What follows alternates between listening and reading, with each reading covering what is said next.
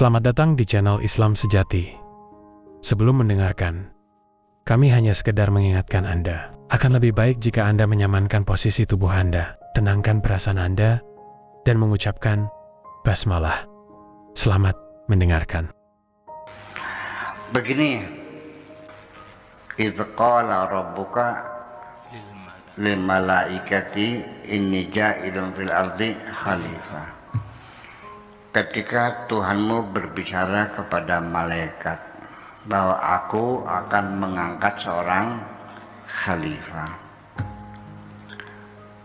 Komunikasi yang terbangun antara Tuhan dan malaikat menggunakan bahasa apa? Dan ketika Tuhan bisa pada malaikat, yang terdengar oleh malaikat di telinga malaikat berbentuk suara pakai gelombang, pakai ibarat bahasa. Blank kita tidak tahu.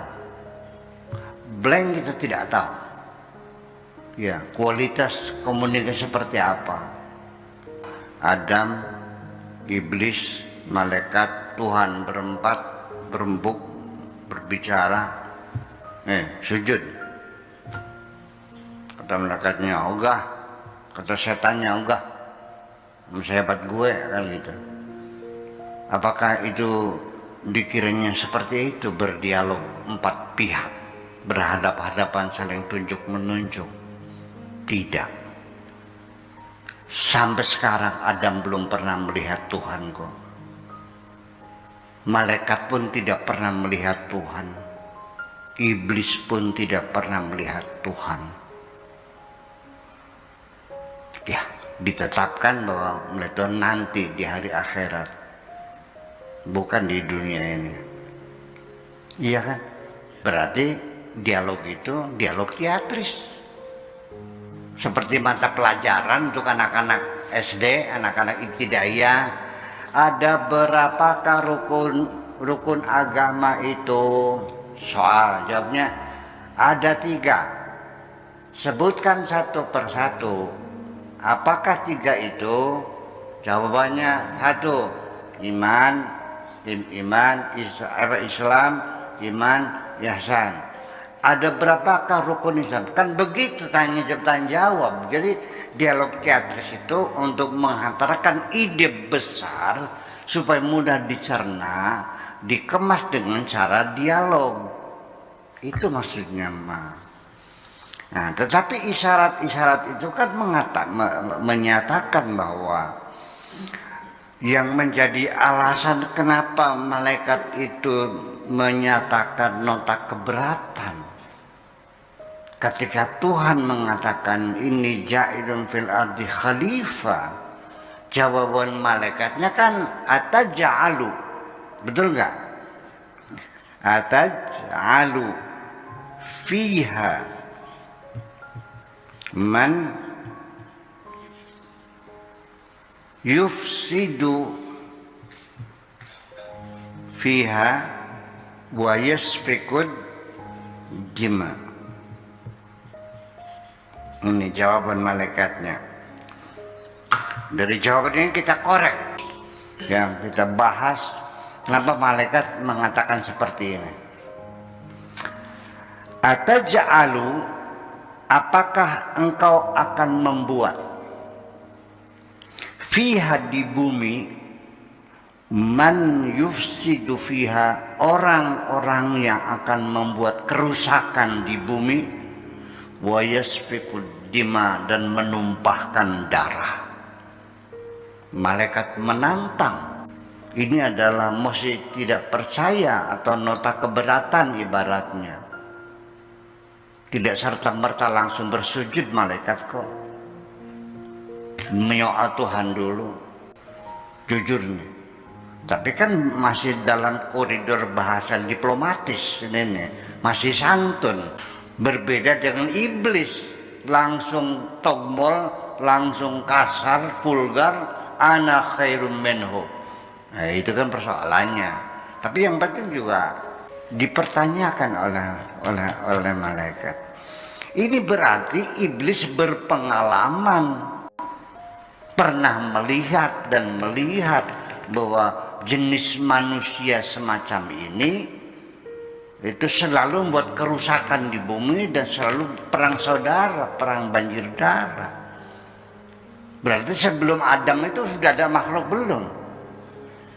Nah, ini para ulama yang meyakini bahwa Adam makhluk pertama.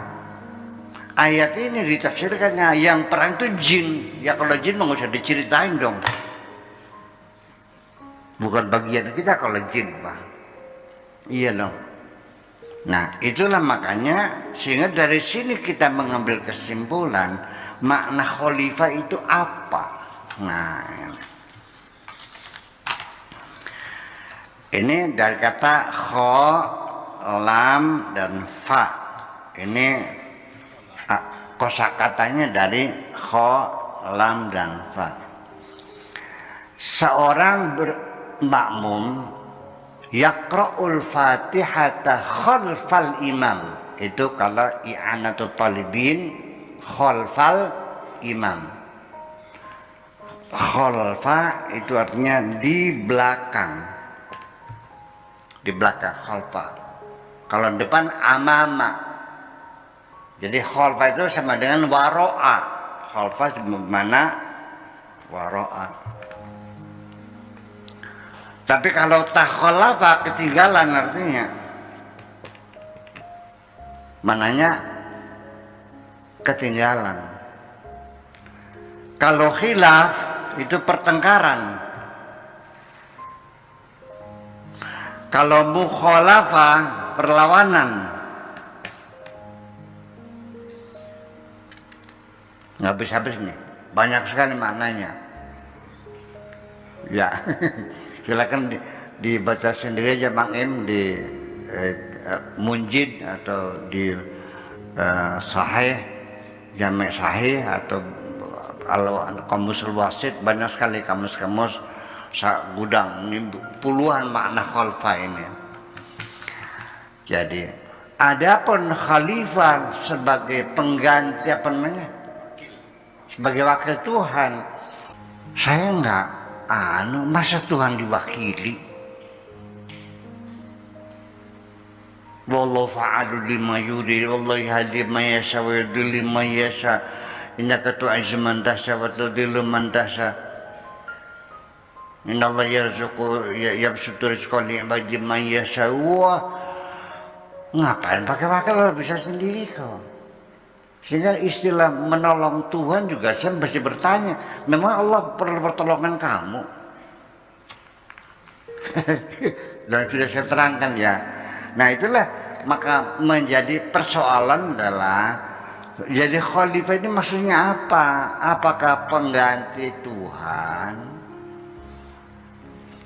Karena dalam peradaban Islam, para sahabat Abu Bakar, Umar, Utsman, Ali itu kan khulafa, jamak dari khalifah. Khalifah itu apa? Khalifah secara makna politis artinya pemimpin kepala negara, namanya khalifah. Lah kenapa disebut khalifah? Abu Bakar itu bukan al-khalifah, tapi khalifatu Rasulillah, penerus Rasulullah.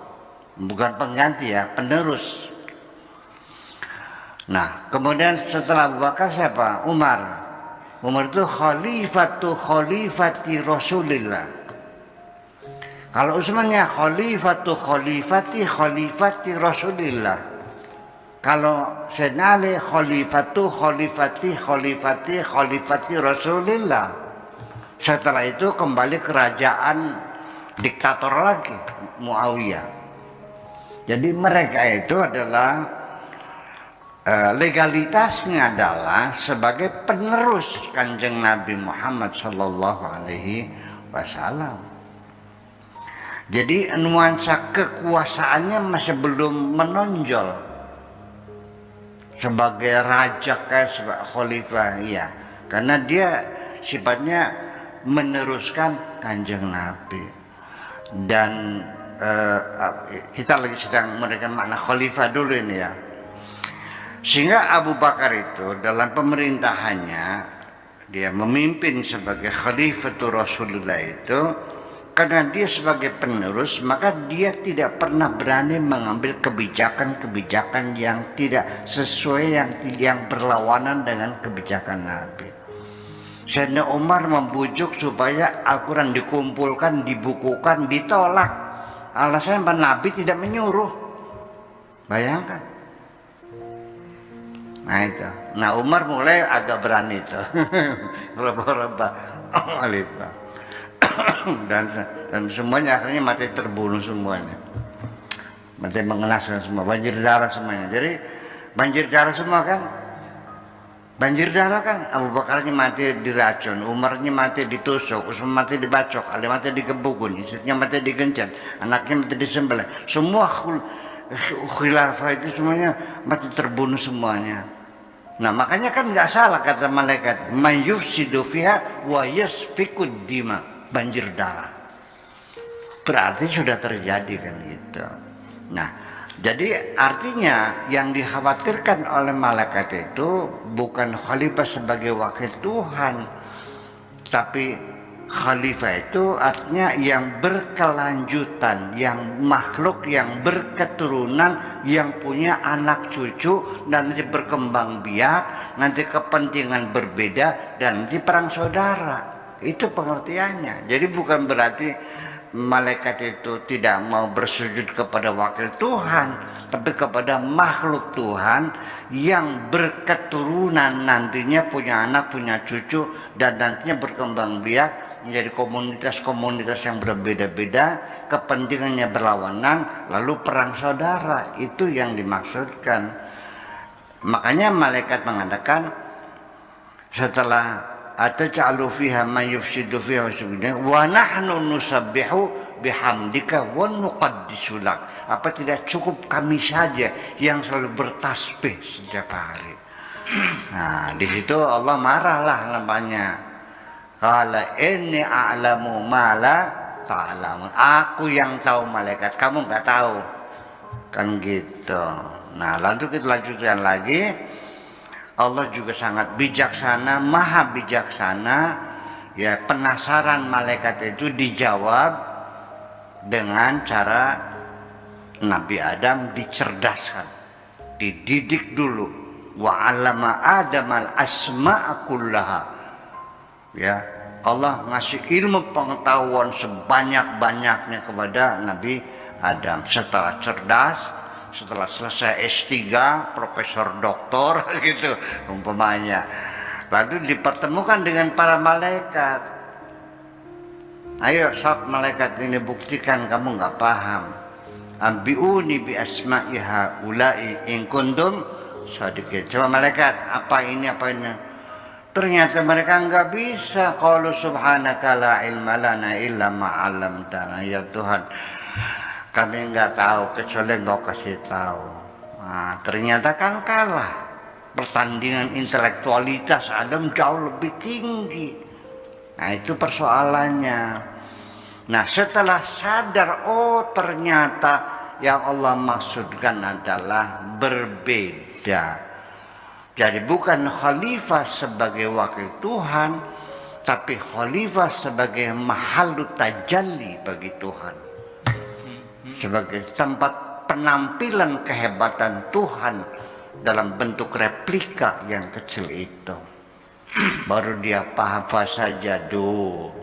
Setelah malaikat tahu Adam punya kelebihan yang luar biasa, dia mengakui, dia bersujud. Tapi dasar iblis itu orang wataknya sombong. Orang sombong itu tidak pernah mengakui kelebihan orang lain. Pak Julius, orang sombong itu tidak pernah mengakui kelebihan. Sekalipun begitu pinternya Adam, tetap dia mengatakan ana khairum minhu. Betul nggak? Orang sombong, ada orang nyumbang 10.000, buruh tani nyumbang 10.000, besar nggak? Dihinakan dah 10.000, beli apa? Beli cendol. Jadi gimana lagi? Ya. Sekalipun dia kiai, ahli ibadah, sombong dengan ibadahnya kok. Menghidangkan orang tani di gunung untuk ambil air wudhu, bawa ember turun ke gunung buat wudhu. dengan susah payah naik ke atas untuk wudhu. Kan hebat. Iya. Hanya karena menyebutkan nama Tuhannya Allah dihinakan. Iya, hebat. Pada akhirnya kesimpulan terakhir bahwa sama-sama baik iblis maupun malaikat pada tahapan awal perintah atas bersujud kepada khalifah itu sendiri tidak dipahami oleh mereka, bahwa di dalam diri Adam ada roh Tuhan. Wa idza sawaitu wa nafakhtu fihi min ruhi, enggak tahu.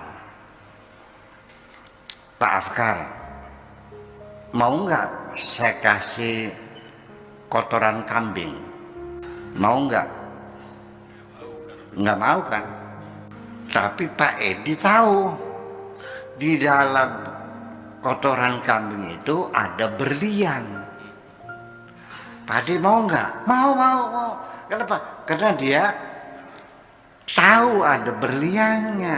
Jadi baik iblis maupun setan, di dalam diri manusia ada berlian dari Tuhan yang tidak diketahui. Itulah makanya mereka enggan. Termasuk manusianya sendiri yang di dalamnya ada berlian Tuhan itu juga tidak paham. Dia merasa bangga seperti jagoan orang sakti karena punya peliharaan jin gorong-gorong. Iya, punya wewe gombel. Jin gorong-gorong itu kan gembelnya jin yang tidak bisa apa-apa, hanya minta makan aja sehari-hari. Kecuali kalau raja jinnya ya, nah iya dia bisa ngambilin emas segala macam. Maka itu menggorong-gorong tukang makan aja. Tetapi bagi saya, sekalipun raja jin, sekalipun raja-raja iblis yang besar, nggak ada urusan. Nyong saya ini jenderal. Malaikat itu adalah makhluk Allah yang disuruh bersujud kepada kita. Jadi yang jadi jenderal siapa? Malaikat itu kan kopral. Pak Yulis kan jenderal, disuruh bersujud kepada kita. Kok kenapa merasa bangga ketemu dengan malaikat? Masa jenderal bahagia ketemu sama kopral? Ya kopral yang seneng dong. Nah itu makanya kesimpulan terakhir ketika Pak Julius itu sedang sholat khusyuk kepada Tuhan. Saya kasih tahu aja pengalaman pribadi ini, tapi tidak usah dianalogikan, tapi orang pribadi bisa saja. Ketika engkau sholatmu sedang di puncak kekhusyuan tahajud malam, itu banyak malaikat-malaikat jin-jin yang menunggu orang yang sedang sholatnya khusyuk. Mereka ikut berjamaah. Maka seringkali ketika kita sholat ini terkonsentrasi, itu seperti ada AC di belakang tuh, terus banyak angin bersiur di situ. Artinya mereka ngantri ingin berjamaah. Mereka ingin ikut kepada kita, dan bagi mereka ibadah mereka kepada Tuhan lahannya adalah melayani manusia sebagai makhluk tajalli Tuhan. Terima kasih. Anda telah mendengarkan hingga selesai. Semoga video ini bermanfaat untuk Anda serta menjadikan diri Anda lebih baik dari hari kemarin. Amin ya robbal alamin. Ada ceritanya, katanya kamu sudah tobat, kok kembali lagi saya tidak akan mengulangi. Ayo besok tak tobat lagi lah. Tapi mindset teman-teman nilainya sudah perhatian, sudah lagi tobat. Yang pertama, berjalan sokong kita ini